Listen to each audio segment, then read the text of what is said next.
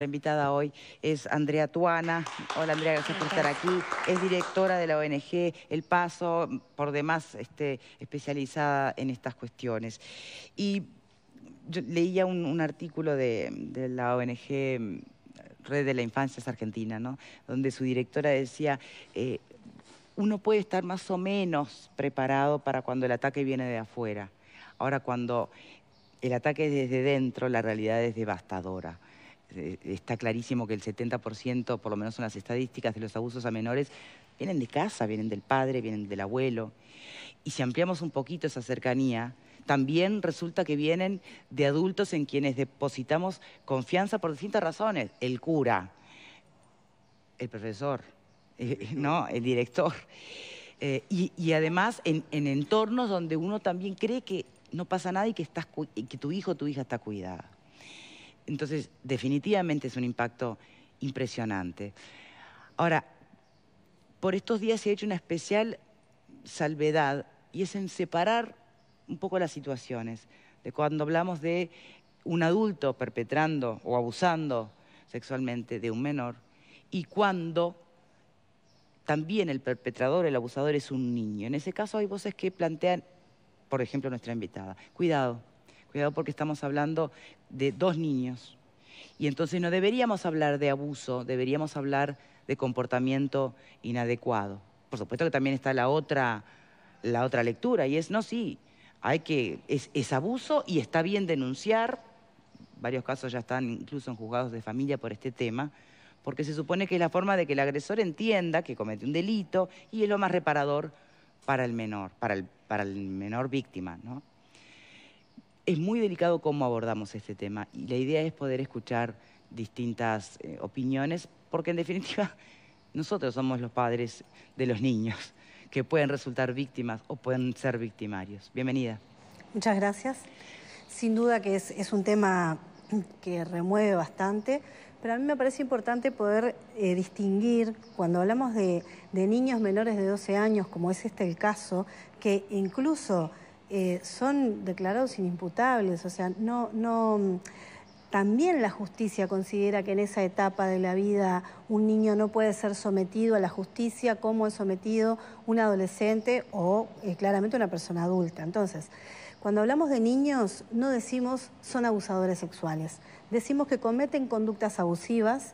Sí decimos que la conducta cometida es abuso sexual, eso es correcto y está bien y hay que diagnosticarlo de esa manera porque, bueno, es una invasión a la privacidad, es un sometimiento por la fuerza que ese niño ejerce contra otro niño, contra otra niña, pero nos parece muy importante no fijar en el niño que comete el abuso que es un abusador.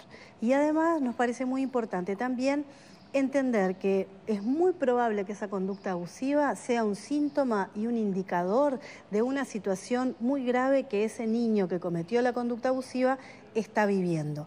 Un nivel de sufrimiento, de daño, que en general y en la gran mayoría de los casos nosotros vemos que ese niño o está sufriendo un abuso en ese momento o sufrió un abuso sexual en los momentos o tiempos previos. ¿Por qué es importante esto? Porque tenemos que considerar a ambos niños como víctimas de esta situación y lo que hay que trabajar es para hacer un diagnóstico profundo y complejo y darle protección a ambos niños. Claramente tenemos que separar a esos niños, no podemos pretender hacer de cuenta que nada sucedió, pero lo que tenemos es que ir a un tratamiento terapéutico, no a un tratamiento de la represión, de la sanción, lo punitivo. Acá lo que tenemos que atender en el niño que cometió esa conducta abusiva es el tratamiento. Lo mismo que hacemos cuando hay situaciones de bullying, ¿no? Es un maltrato psicológico gravísimo que ha llevado a algunos niños hasta suicidarse. Bueno, lo que hacemos con el niño que está en el lugar de acosador es brindarle tratamiento. Por supuesto que uno le va a marcar que eso es una acción que no es correcta, pero no sale corriendo a denunciar a un niño que está ejerciendo bullying, sino que lo que hace es trabajar con la familia, con la institución, con los niños que han estado envueltos en esa situación. Y nosotros consideramos que en los casos en que un niño ejerce una conducta abusiva, también es necesario mirarlo desde ese punto de vista. ¿Están de acuerdo con este planteo?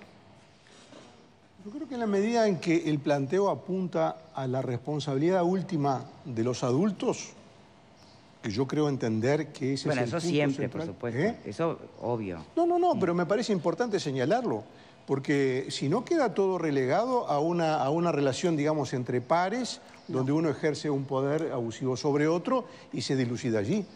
Y yo creo que nuestra invitada apunta muy bien a que es muy probable, cuando se da ese caso de conductas abusivas, que el que comete el abuso al mismo tiempo está siendo víctima o ha sido víctima del abuso. Por lo tanto, ahí eso nos conduce directamente, es un camino que nos conduce directamente al mundo de los adultos.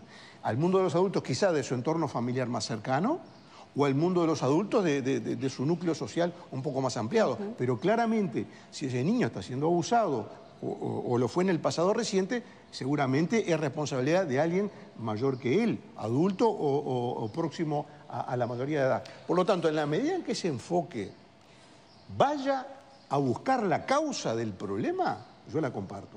Ahora, si es solamente un abordaje, digamos, que busca, bueno, por supuesto, naturalmente, tratar a cada uno, etcétera, etcétera, sin profundizar en la causa, yo ahí no lo comparto. Pero la causa del abordaje, pero la causa de por qué alguien comete un delito no corre para los adultos.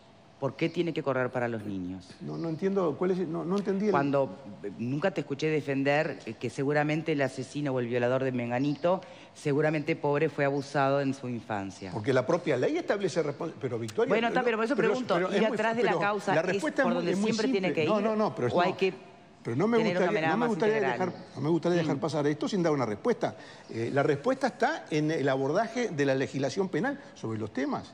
O sea, cuando uno cumple la mayoría de edad, la legislación penal hace responsable a quien comete el delito de su acto. Cuando no tiene la mayoría de edad, por supuesto que hay distintos grados de responsabilidad y distintos grados de sanción que la propia ley prevé, pero claramente allí sí hay una responsabilidad directa y en ese sentido lo señalaba, no como un abordaje sociológico, sino incluso también como un abordaje penal, porque digamos, cuando los menores están a cargo de alguien, en cierto modo también son responsables de las cosas malas que hacen esos menores.